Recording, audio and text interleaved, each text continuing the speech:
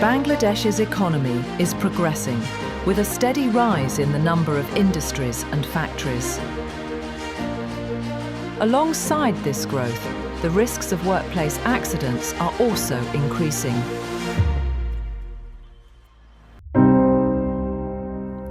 Tragedies such as the Rana Plaza collapse in 2013, the BM container depot explosion in 2022, and several other recent industrial accidents have reminded us of the dangers that persist in workplaces and the critical importance of ensuring workers' health and safety. To address these challenges, the governments of Bangladesh and Denmark have collaborated through the Strategic Sector Cooperation Initiative.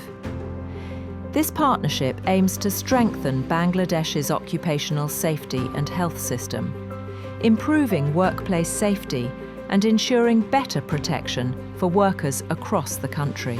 এখন আমি যদি একটা কারখানায় যাই, এন্ট্রান্সে ঢোকার পর থেকে কতগুলো হ্যাজার্ড আছে, কোন কোন বিষয়ে ক্ষতি করতে পারে এবং কোনগুলো দুর্ঘটনার কারণ হতে পারে, সেটা আমি এখন আইডেন্টিফাই করতে পারি। প্রশিক্ষণের আগে আর প্রশিক্ষণের পরে যে হ্যাঁ এখন আমি জানি যে আপনার সেফ ওয়ার্কিং লোডটা কত। আমি occupational health and safety issue নিয়ে কাজ করছি।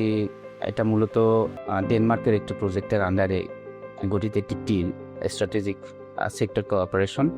এই প্রজেক্টের আওতায় আমাদের দেশের শ্রম পরিদর্শকদের দক্ষতা উন্নয়নের জন্য তারা এই প্রজেক্টটা মূলত হাতে নেয় এবং 8টি টিম গঠন করে, যেখানে একটি গুরুত্বপূর্ণ টিম হচ্ছে অ্যাক্সিডেন্ট প্রিভেনশন অ্যান্ড ইনভেস্টিগেশন।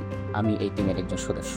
নস্টি থেকে আমরা ক্রেন সেফটির উপরে যে ট্রেনিংটা আমরা পেয়েছি, প্রথমে এই ট্রেনিংটাতে আমরা হচ্ছে রিস্ক অ্যাসেসমেন্টটা কীভাবে করে, রিস্ক অ্যাসেসমেন্টটা করার পরে সেটা যে মিটিগেটটা কীভাবে করতে হবে, এই জিনিসটা আমরা প্রথমে শিখলাম। আমাদের একটা ইউনিট আছে, হ্যাঁ, ওনারা কাজ করেন ওনাদের মতো। ওনারা যেসব কিছু আমাদের ইনপুট দিতে বলেন সেগুলো আমরা ওয়েবসাইটে আপডেট করে দিই।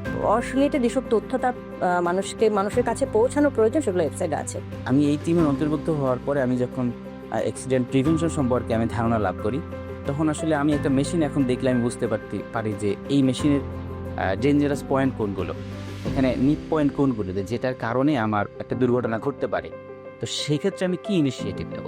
এক সময় আমরা প্রথমে পরিদর্শনে গেলে আসলে একটা ক্রেন আছে, আচ্ছা একটা ক্রেন, সেটাই আমরা এটাকে বিবেচনা করতাম। হ্যাঁ, এখন আমরা গেলে কিন্তু যে আচ্ছা আপনার এখানে ক্রেন আছে, তাহলে এটা অপারেট করে কে, অপারেটারের লাইসেন্স আছে কিনা, অপারেটার এটা কতটুকু অভিজ্ঞ।